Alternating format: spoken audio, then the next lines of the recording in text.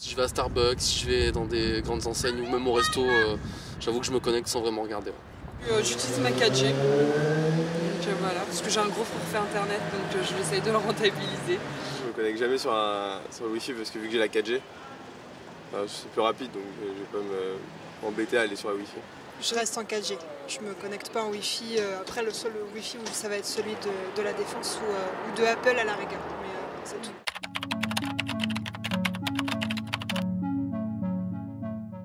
Un exemple, on peut regarder l'adresse mail. Souvent, si c'est je sais pas si c'est Orange par exemple, il sera bien vérifié que l'adresse est bien orange@orange.fr. Bon, c'est pas un exemple parfait, mais voilà, dire qu'il y a quelques possibilités pour le vérifier. Ouais. Je réponds pas à n'importe quoi.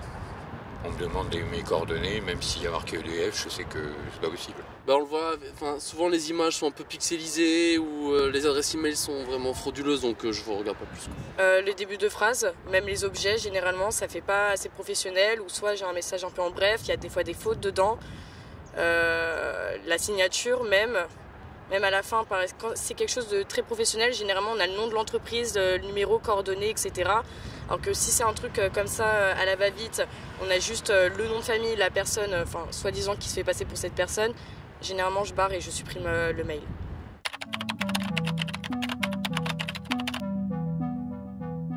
Il y a des logiciels qui les analysent généralement, alors la plupart du temps c'est spammé.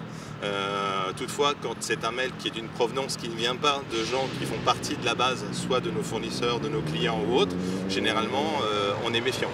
Donc c'est plutôt mis de côté. Si je connais pas le destinataire, généralement je les ouvre pas. Généralement les mails je regarde et je repère très vite si c'est des pubs ou pas, donc après si c'est des pubs je les ouvre pas parce que je sais qu'il peut y avoir des virus, donc c'est pas la peine. Alors pour faire ça, je regarde déjà le lien, s'il y a le S après le HTTP. Et si ce n'est pas le cas, généralement des trucs que je dois télécharger, c'est moi qui me les envoie moi-même ou c'est quelqu'un que je connais qui me dit je dois t'envoyer ça.